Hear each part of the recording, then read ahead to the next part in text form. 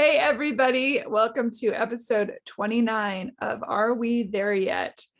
Delicate. I'm your host, Susan Ruth.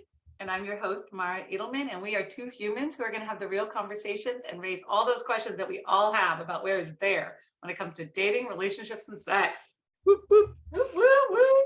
Yay. I'm doing a little do-up today. It's I haven't washed my hair in way too long, and I'm like, oh no. It's a very cute do-up. You should do that more often. It's all saucy. It's weird when you don't do your hair up very often. You see all the things on your face. You're like, whoa, I have a nose. Nobody told me I have a nose. I like to hide behind my hair. I hear you. Yeah, I know. Yeah, I'll put it up soon. We have a winner that we need to announce. So yes. Very exciting. So this month's winner of the Vibratex toy is none other than, and apologies ahead of time, I have a feeling I'm not going to get this completely right, but we're going to go for it. Kazuong Mua, you are the winner this month. So congratulations. Email us and you can pick out your toy, and email is awty@gmail.com. Did it. Email Audie basically at gmail.com, and we will get you set up. And everyone else, keep subscribing, keep sending us notes or whatever, and you get entered. Everyone is entered to win Vibratex toy, and we are going to give them away until we run out. So yes. Do it. Subscribe, like us on Instagram. We will put you in the running for a Vibratex toy. Yay! So what's up? What's new with you? Where's your there? My there is we got a letter. We got a letter. So I'm going to read it. Yes. You ready? Yes.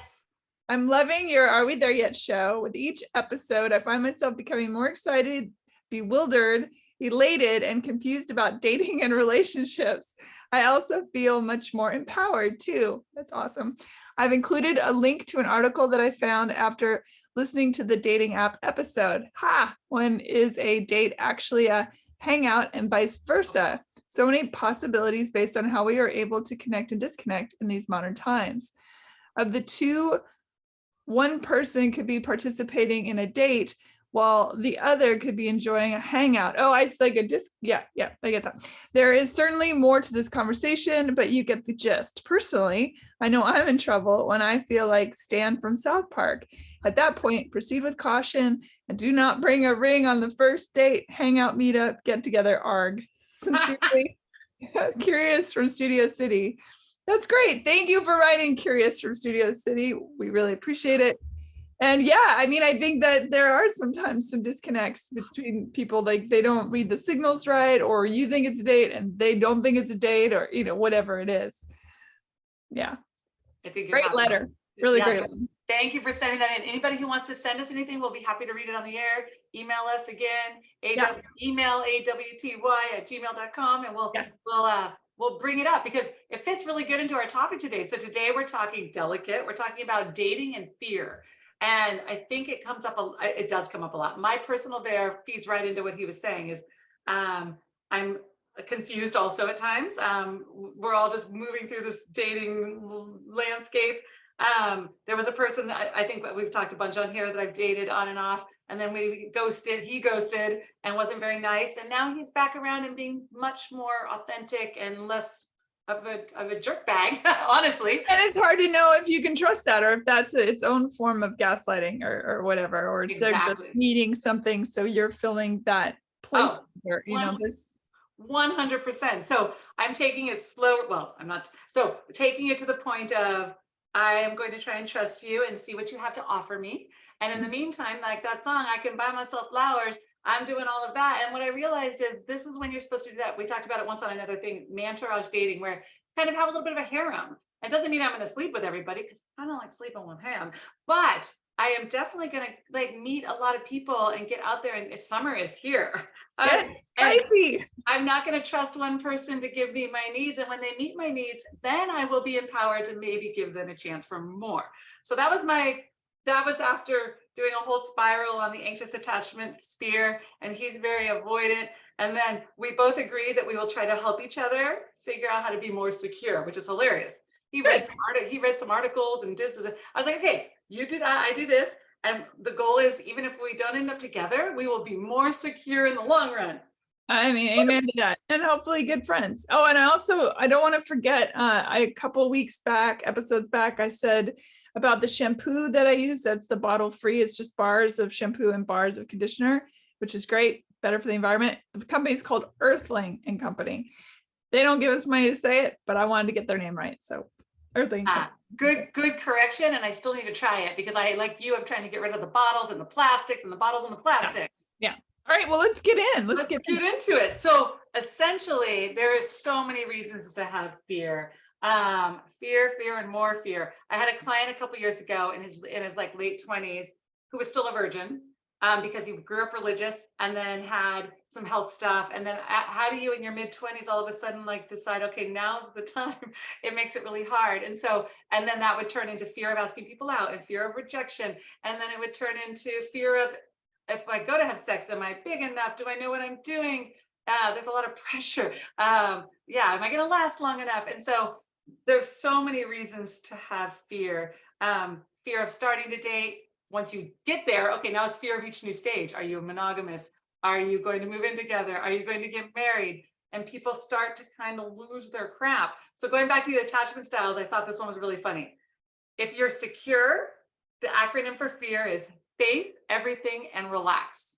That's where I want to get to. I'm working so hard to get to that earn secure. Everybody go back and listen to attachment styles. We'll link it down below for episode 10, because the goal is just to feel, so good about this whole dating experience. Anybody out there, raise your hands if you feel that freaking way about the experience.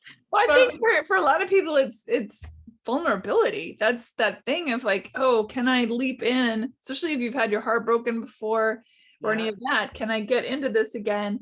And even if you're willing to get into this again, am I willing to not put whomever I'm dating right now, put them in prison for the crime of the past, the crimes of the guys or the girls or the, whomever of the past. Because I think that's what we do. Like, oh, that person did that from way back when, so I'm just going to be on guard for you to do that. But that's not fair. It's like trauma. So we're going to eventually do a whole thing on somatic work. It's like trauma stored in your body. I actually get like a trauma response. I get like cortisol, fight. Well, we're going to talk about it. Fight, flight, and freeze. But this is funny. So for us, me and myself, the anxious people, fear means false evidence appearing real. And I can do that all the freaking time. I'm like, no, that is that. And then when it comes back around, I'm like, wow, that was my brain and my old trauma and all this shit making me believe that was true. It's crazy. And then the more avoiding people of the world, which I think you were falling into, fuck everything and run. Yeah, I'm somewhere between. I feel like I'm more of the first one. I feel pretty balanced most of the time. I'm optimistic, but I'm also cautious. I don't just jump in. Right. So I feel like I use my head pretty good. And but sometimes I'm like, oh, if they get a little too strong, they come on to, I'm like, oh, what is back up and run. I'm not a fan of the love bombing. I've never been a fan of that. I don't trust it, But I have to say though, I always think I'm doing so much better than I am until I like somebody. So there's the problem. You think you're like all good, which is why so anybody out there who's not dating, if you need help, find my the links are down below. Find me and I can help walk you through it. Because what you realize is I have a lot of people, when I ask them if they're dating, they're not. And that's okay if you don't want to be, but some people want to be. And I'm like, you're never going to, like, you have to practice. It takes You do have to practice. You have to practice to figure this stuff out and to figure yourself out. Otherwise, you get that super fight, anxious-y, flight, avoidant thing, and people start freaking out. And it does hit the cortisol levels. It's a whole package thing. Yeah, I think it's healthy to date people, and even if you want to sleep with people that you're not super hung up on, that it is just like a really good friendship, because then you, like you said, you can practice. Yeah, you can practice. Not. And I'm hoping to do that with this. I'm hoping to do that with this guy, but I like him a little too much. But what I realized is, if you spread the wealth, I just need to diversify. I'm supposed to go on a video date tomorrow, and he seems cool. Like, you just have to diversify it, because if you get too hyper focused, it just messes things up anyway. But then you're hyper focused. It's annoying. Summer's coming, man. There's lots of fun going on. So on that note, here's the list of reasons that fear of running out of time comes up strong. Oh, like I'm getting old, or I want babies, or whatever it is. Yeah, older, I want babies. I need to hurry up.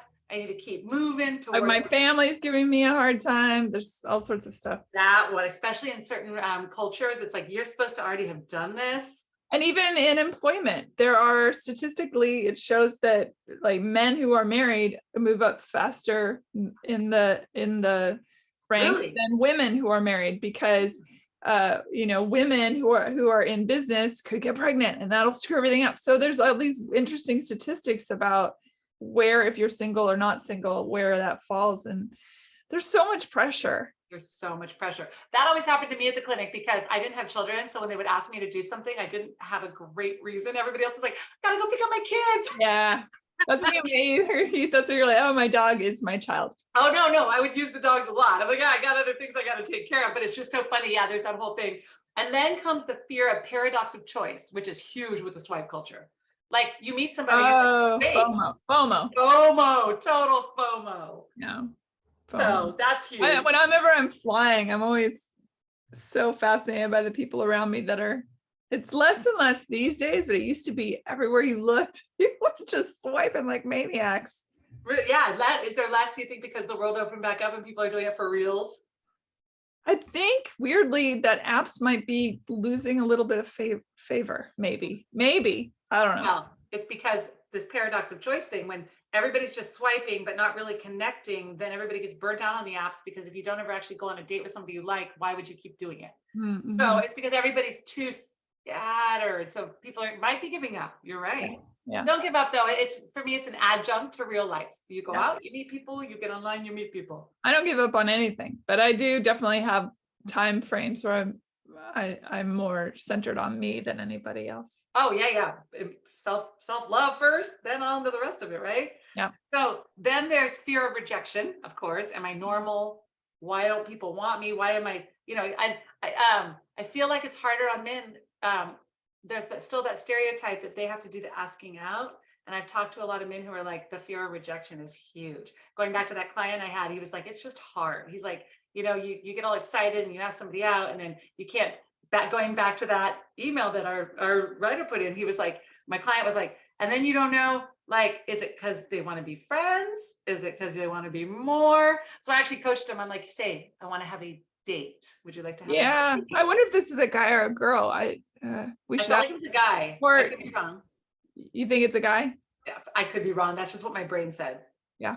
But anyway, I go back to like, that's just hard. Fear of rejection is really hard. Also, the opposite of that, I'm always the devil's advocate about this show, but the opposite of that is, hey, if somebody's just talking to you, they might just be talking to you. It doesn't mean they want to go home and sleep with you. So I find that really curious too, when you're just sort of chatting somebody up at the bar and they immediately throw in like, I have a girlfriend. You're like, okay. I was picking on you. I'm just having a conversation. I was just saying hi. Yeah. Haven't you had a couple experiences like that where you go? A lot, actually, because I'm pretty friendly with strangers. It's with people I know I'm shy, but with strangers I'll talk to anybody. So it's funny. Yeah, it is funny. You're like, people are just conversating. It's okay. Yeah. I think it's a bold thing, but fear of rejection is huge. I mean, I have felt just locked in of my own, like to the point where I started taking away from my own personality because I didn't want to appear too into somebody. And then you find yourself walking this strange tightrope made out of eggshells over fire and dragons, and that's no fun. And you're not even yourself anymore. And I realized I was doing that a while back in a thing, and I'm like, I am being a lunatic. What am I doing? I'm not even myself. Okay, because I'm so worried that if I do or say something, they're gonna think that's weird or ugh. Okay, but how much did you see? This is what I'm saying. It's all good till you like somebody, and then it fucking fucks up. Yeah, but now I don't get in my head like that. I used to do that though. I used to just sort of shut down. Yeah. I go for the full frontal radical honesty, and if you don't like it, go away. That's just, I can't, and it scares a lot of people away, and that's okay, because I'm like, you want me to be honest, but I pivot, right? So I come on like that, but I'm like, oh, if that's not where you're at, then let's pivot. To me, everything's a compromise and a conversation. Yeah. But that goes back to, I'm just gonna date robots. I know it would be easier, wouldn't it? God, and the sex dolls are coming. Someday when we're No big, pun intended. someday when we're big and famous, they'll send us sex dolls. So everybody, please subscribe because we need more subscribers so we can get sex We dolls. want a sex doll. I want a male sex doll so bad. Then of course, so this is the one that gets me all the time. My fears in dating are a couple. One of them is this whole fear of not getting needs met. But I'm really working on that. Like the song, like I have a fabulous life. I meet all of my own needs, but that is my biggest fear. So I have a friend who, it's a crazy story. I've known her for a long time. Married, child, divorced. I would see her like every year. Back, and then I'd have lunch with her. She was dating, she was all excited. And then a year later, lunch again, back with her husband. Moved back in with her husband. And then lunch again recently after a year had gone by. They're in an ethical non-monogamous relationship and they have never been better. I'm like, I'm so confused, but this is so awesome. That's really beautiful that they figured out what they needed and were able to follow the tides. I think a lot of people just break up instead of sort of figuring it out together, what is Especially needed. if you have children, especially if you have kids. Yeah. So she said the most profound thing. And so their whole entire issues came down to attachment styles again. She was anxious, he was avoidant. She said, I have to read it because I won't remember, but it was so cool. She said that anxious avoidant dance, she said it was like we never trusted each other. He didn't trust me to be okay on my own and not need him a whole bunch. And I didn't trust him to come through and give me what I needed. And that literally took them 7 years, or I don't know, 8 years of this to get to this point of like, oh, okay, I don't need you. And then you will also give to me. It's crazy. But there is that part about like, you're being very vulnerable going into something with somebody. And then are you going to give me what I need? So everybody out there, if they're not, well, then go get what you need, right? Like we can't. What you need. What you need, not what you want. Okay, that's not right. Susan's the singer. I don't even know what I was singing. I was singing the Rolling Stones. I think you were singing Aretha Franklin. Oh, that might be right. God knows. Only God knows on that one. So anyway, I just think it's so interesting. And then that brings us to the fear of intimacy, which is huge.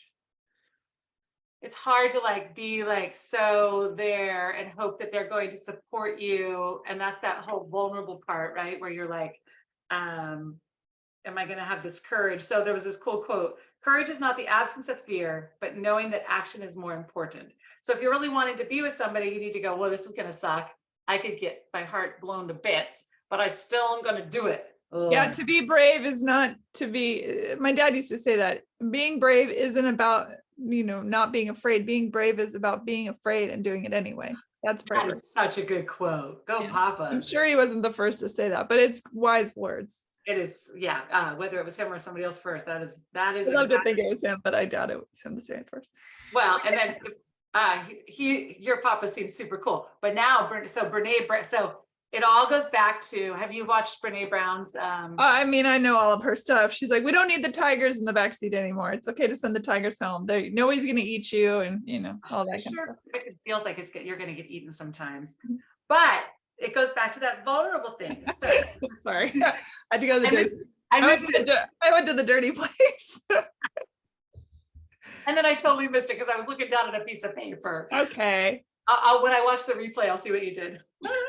Miss Brene Brown, she is so amazing. So she talks a lot about shame and vulnerability, and pretty much that if you accept the vulnerability, you're going to experience more emotional benefits. You're going to put yourself in situations where you feel vulnerable, and then that will cause you to gain confidence. Because remember, confidence comes from competence. So you need to keep practicing things to get competent, and then you will be confident.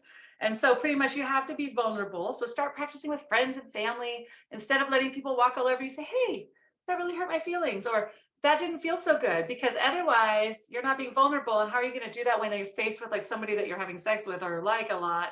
Mm-hmm. Yeah. And watch Ted Lasso. It is a master class in learning vulnerability. He is awesome.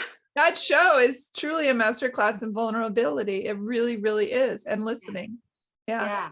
And feeling worthy. It really is. I think I'm behind a little bit. I'm going to catch up on that. Oh, it's so good. It's so good. I totally agree. So essentially,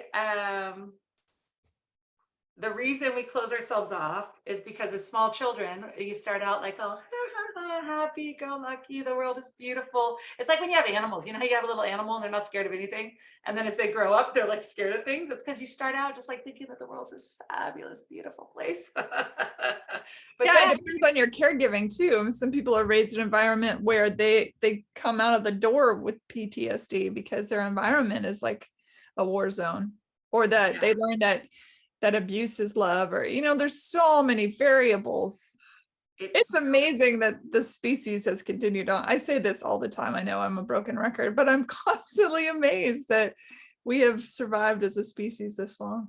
I actually am agreeing with that. I'm just waiting for the asteroid to take us all out at the same time, because that feels like the nicest way for it all to happen. But well, except for an asteroid, we can see it coming. So maybe, I don't know, maybe just the sun blows up, but that still takes, what is it, 8 seconds? Oh no, can't think about that. I want it to be so fast.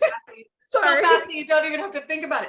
But you brought up something interesting. So I'm actually going to look into getting a certificate in this. Have you heard of the Imago coaching, Imago relationship? Yeah. Yeah. Super cool. So it feels like that's kind of what I want to work on personally. And I think I need to go take some certificates to help other people. So, because I feel like I put up my own roadblocks sometimes so that I don't get what I need because you're scared. So then you're not being vulnerable, right? And so essentially, Dr. Harville Hendricks and Dr. Helen Kelly in 1980 came up with this, focusing on transforming conflict into healing growth through relational connection. So essentially, we're born into our relationships, we're wounded as children, and we must heal that. And so even if we have an amazing childhood, we still have all these like psychic wounds that get in the way. So essentially, it teaches you how to almost like repeat it to repair it. So with the person you're with, how do you fix all those inner traumas by doing it right with people you're dating, right? And so I'm going to try and get some certificates in that, because I feel like that's a big piece of it, is like understanding that most of the time when you're fighting with your partner, that's my other fear.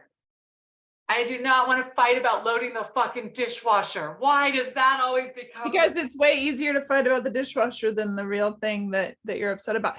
But I think one of the good exercises to do is that when you are starting to bubble up, to say, I'm getting triggered by this. And I know trigger is like a dirty word, and in the world these days, but I like it.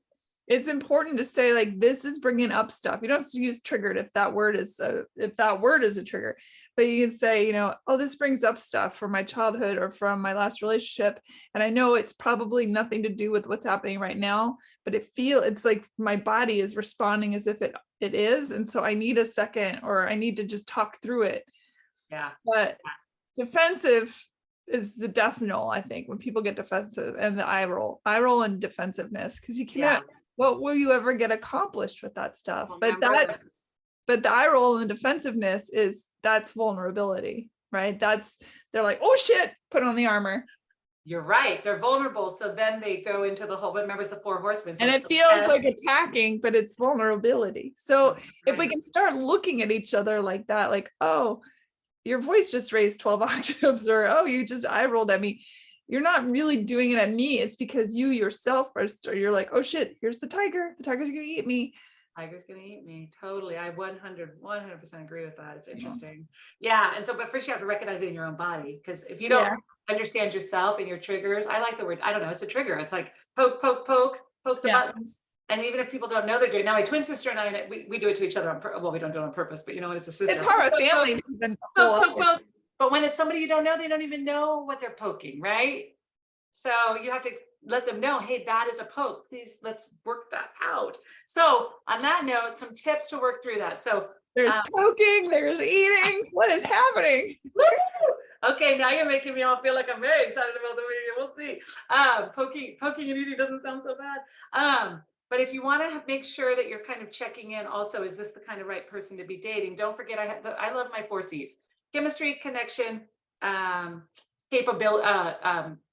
chemistry, connection, compassion, compatibility. Sorry, tired brain. Are you compatible? But the most important is capability. So like going back to the person I'm hanging out, he's trying to be capable. I'm going to give him a chance, but I need somebody who's like capable. So you need to look at those 4 C's and go, okay, are they able to come through? Because if not, why would you I like the fifth one being compassion though. I do like. Oh, that is so good. I might have to add that because it's kind of going back to that thought, like you should look at everybody as like a scared little child instead of like a tiger. Like they're not being a tiger, they're just a scared little kid. And everybody's fearful of doing this and putting themselves into these positions because all of us have had our hearts broken. And we had talked about this. We're going to do a subject on this in the future that I have a lot more to kind of think about this, but we had talked about how sometimes we feel like that the male species doesn't always deal with the trauma as well. Well, I think it's because they're not taught that they can articulate and get it out. They're supposed to shove. And I think that that's starting to change generationally, but I think historically, they're just supposed to suck it up. And so they never really get it out. And so the onion has got a lot of real toxic internal pieces. So I think we're going to do a whole thing on that about how to like try and help people peel off the the onion layers and get to like. Because a woman, no, I'm not, again, we're generalizing gender here. Totally. But in my experience with my girlfriends, when there is a breakup, everybody gathers around, we drink wine, we talk about everything, we rip it all apart, we look at all the different angles, all that stuff. I'm not a guy, I don't know if that happens. I'm not, I don't know. I only have my own experience, but I don't know that I've heard of that being the case with a lot of. So anytime I ask my guy friends or clients, it's essentially like, it'll be like, oh, sorry, dude. Like, it's like a sorry, and then on to playing basketball, getting really drunk, like male bonding things, which is also. But they don't necessarily talk about stuff. No, there's no talking. I had this conversation today with a guy friend of mine. He was upset with a friend of his because the other friend had like had this stuff going on, and he's like, and I didn't find out till afterward. I was like, well, why don't you ever ask him? He's like, oh, I can't ask him that. I'm like, why not? You've known him for 20 years. Why can't you ask him that? It's just, it seems so mind boggling. But then as I see so many of my male friends and their friendships, it does seem to happen a lot that they don't dig in deep. But remember, it's like, they're little boys. It's like, don't cry, don't have emotions, don't talk like the females, go outside and play with the truck. It is changing a lot. It is. I love that it's changing. Everybody's more like that non-binary kind of fluid, less of that. Feels like it's going to help in the future. Well, it's not fair to say emotions are female and not male at all. I mean, that really screws over a lot of the society, and it's pretty fucked up. It's pretty fucked up. Sorry, you don't get to have any feelings whatsoever, and no, you may not have my ice cream. And you can also not have ice cream. No ice cream for you. No soup for you. Okay, but then I heard this really cool one. So here's another thing to check in to see if it's worth being vulnerable with this person. I loved this. It's called pies. So you check to see if you have these things with a person to see, is it like worth continuing? So physical, intellectual, emotional, and spiritual. I was like, that's such a good way to check in with yourself and go, is this feeling like a good fit to move on to more vulnerability, right? You got to be vulnerable in the beginning, but like at what point do you go, okay, are we going to keep doing this thing? It's hard to know. Well, and I would add another pie, historical, and that I think it's so healthy to recognize patterns. Yes. So if you're seeing something in this person that is a repeat of something that you've experienced before, why are you drawing those kinds of relationships to you? What is that pattern trying to teach you? I know. I can't wait, because even if it doesn't work out with this guy, we're going to figure it out. I have already figured out so much in like a week. I'm like, oh yeah, it's all coming together in my brain. So again, it feels like you've got to practice a little bit. And if you agree to be like him and I, we already agree, we're going to be friends. We're going to know each other forever. So it's like, okay, well, you can't do much damage as long as you're not an asshole. But I want to get to the place where I can get more secure and figure out like, what is all that underneath stuff? Because if you don't, how do you ever really do it? I don't know. So again, going back to understand your attachment styles, we're linking to number 10 down below. Everybody I talk to now, but I'm also hyped up on attachment styles, but everybody I talk to, it feels like anxious and avoidant people together, anxious and avoidant people together. And so it's like from each other, right? What, say again? We're learning from each other, I suppose. I guess, and also drawn to each other because nobody wants to be with somebody who's exactly like them. Two anxious people wouldn't be very much fun. Oh my God. That sounds super stressful. I don't want to date myself. That'd be annoying. Cortisol levels are already too high right now. I don't know what's happening right here. I have this like little muffin. Oh no, it's cute. It looks like muffin man, the muffin man. I don't know what that is, but it is super cute. It's very late. It's very late for us. This is like, we don't usually record this late, so We're a little TJ, tired jollies going on. We are taping later than we normally do. So here's an important thing to ask yourself for the fear thing. Check in with yourself and then check in with other people, with the people you're dating. Like, what level of intimacy do you want? Can this person get there? Like, I want to have like that intimate, really close relationship and then lots of separation and then really close and then lots of separation. Some people don't ever want to go into the deep end. They want to stay really shallow as far as how intimate they want to be, right? And if you have somebody who wants to be super intimate and somebody who doesn't, that's another area that's not really going to match up, right? I always think of the song from the Shallow song from Yeah, I was just thinking that. Like, yeah, I know. It's like, you gotta we're not in the shallows anymore, whatever. Yeah. So I personally, I don't want to swim. I want to swim in the deep end with somebody or multiple people, like, and be more vulnerable and honest with a lot of people, because life is really short. We just lost another friend, tragic accident. It's just like this constant reminder that like 1 minute you're here and the next you might not be. So everybody go do whatever it is it's going to do, figure it out and go have some fun, right? Absolutely. So on that note, fear around sex, going back to my client, like, so first time sex is nerve-wracking for a lot of people when you're dating somebody. So don't forget to take it slow. You don't have to jump right in. Do a lot of like heavy petting and kissing and get to know each other before, if it's feeling awkward, you don't have to go there right away, right? Yeah, and always speak up for yourself. Speak up for yourself and your boundaries. Yeah. Oh yeah. 100%. Like, make sure that it's what you really want to be doing. Foreplay sometimes even feels more intimate though. So it's hard to know, like, everybody's different. A lot of people are like, hey, kissing is more intimate than sex. So whatever works for you, but just make sure that you're protecting yourself, but also being vulnerable. That's a hard dichotomy. I don't know how to tell people to do that. And then there's fear of the future. This one comes up a lot for me because my life is very happy and I have it all kind of dialed in. So when you start dating somebody, all of a sudden you're like, well, I don't know what their finances are like, right? I don't know what this piece is like. And so if you start projecting, you don't want to project too far into the future, so you freak yourself out, but you do want to check in and make sure, like, the most important decision you make is like who you're going to hang out with long term as it gets more and more serious, right? I just don't think future casting wise. It's never really been my strong suit, the future casting.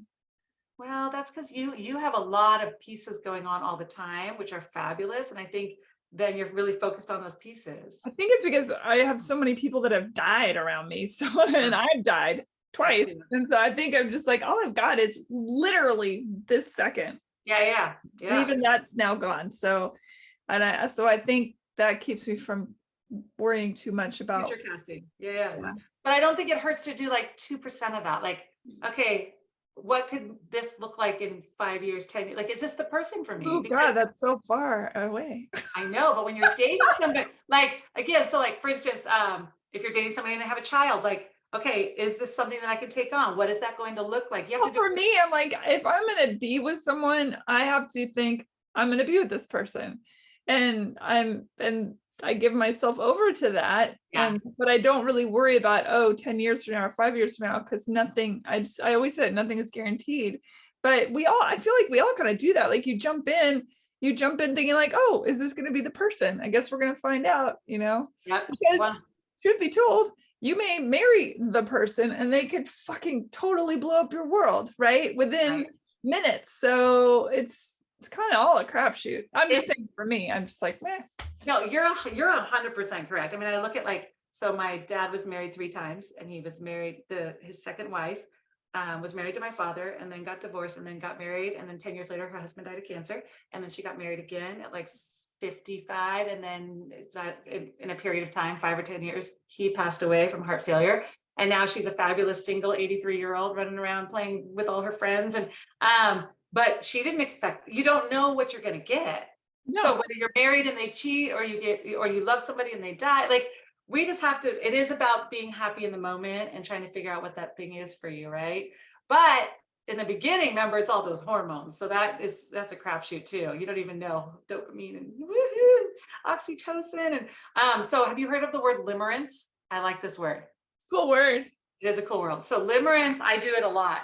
That's romanticizers, I think, do it a whole bunch. So pretty much limerence is the warm, fuzzy feeling that we get in the beginning when we're obsessively infatuated and we think about everybody all the time and we're all attracted and intrusive thoughts.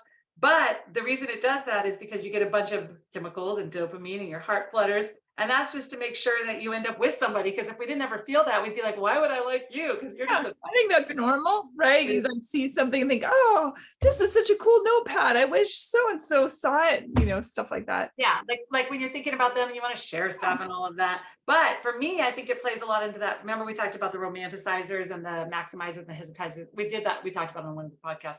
Essentially, when you're a romanticizer, that's a bad thing, because then all of a sudden you're like, oh, butterflies. Butterflies don't necessarily mean things. So there is that fear of the connection fading. So you start out all limerent and you're like, oh, and then people are scared because when remember the stages of, we talked about this on a podcast too, stages of relationship, you've got the honeymoon, and then you've got the power struggle, and eventually you get to bliss. So people start freaking out when the honeymoon starts to dip down, not realizing that you're going into a normal phase of like, this is how it works, people. Yeah, that's why I always say, wait till the representatives go home. Yep. Which is somewhere in the power struggle phase. Wait till the real somebody shows up. 6 months to 2 years, and then you're going to really see, right? And so that goes back to, we did a one on slow dating. Make sure that you do the slow dating. And have your own toothpaste. Have your own toothpaste and your own life along with your own toothpaste, right? So that's all I got on that. Just pretty much like, I guess the moral of the story is move in, try to be vulnerable, make sure, I like my pies and 4 C's to go, is this feel right? Because it just kind of centers you a little bit, and then be vulnerable, and then move forward, and try not to feel fear around it all. Everybody is only human. The best way to deal with all of that is just to communicate. It's always the answer. If you're scared about it, it's terrifying for a lot of people. It's so terrifying. Like you're about to have sex and you're worried about it. Just be like, I'm a little nervous. Like, be vulnerable. It actually gets rid of some of the fear when you say it out loud. Yeah. Speak it. And so, do you have anything to add? No, that was good. I mean, it's one of those things, it's for anybody watching, it's easier said than done. In a perfect world, we just show up, we say, I like you, and they go, I like you too. And then you say, you want to try this? And they say, yeah. And then everything goes smoothly, but that's just not reality. So we're going to do the best we can with the tools we have and hope that we keep growing and learning. I definitely think it's important to look back on previous relationships and see where patterns repeat themselves. Yes. See what causes stress in you and all that. Not you, Mara, but the royal you. Oh, I know what causes stress. I know it. Yeah, the royal we. I'm starting to know exactly what causes stress for me. So yeah, it's good to know your triggers so you can share them with people. Yeah, exactly. Oh, and then we took the quiz. So if you share your triggers and people take advantage of that, that's bad. That's a bad. So that's their narcissistic or weird, and you need to get the hell away. Yeah, you share your triggers, they're supposed to but you got, so the other thing is that people don't always learn the first time. If you're seeing that they're respecting your triggers and trying, then, but I have dated somebody where it was like, oh, that's your trigger. Watch this. Yeah. Watch. Poke. The good news is, so we took the quiz. There's quiz link down below. Am I afraid of love? My results were, you're probably cautious but not fearful, which feels true for me. That's what I got as well. Yeah. So we're moving forward into it without being super fearful, I guess. Yeah. And then we did a bunch of leaks. We did a bunch of links down below. 7 signs you have a fear of intimacy. We attached our podcast, the attachment style one that we did, how to face your fears, a bunch of stuff down below. So don't forget to subscribe and like us on Instagram to win a toy for Vibratax. And when we say podcast, we mean this show. Yeah. But that's it's called the podcast show. Whatever. Show. The podcast show. Oh, so in 2 weeks. 2 weeks we're talking about dating and sexually transmitted infections. So that'll be fascinating because there's a whole bunch of things that come along with that too. I will wear my raincoat for that episode. Yes, put on your raincoat, bring your raincoat, and I will see you in 2 weeks. All right, love you. Thank you. Bye, everybody. Everybody stay well and connected. Subscribe. Bye. Oh, send us more letters. We loved it. Yeah, more letters. More letters. Bye. Bye.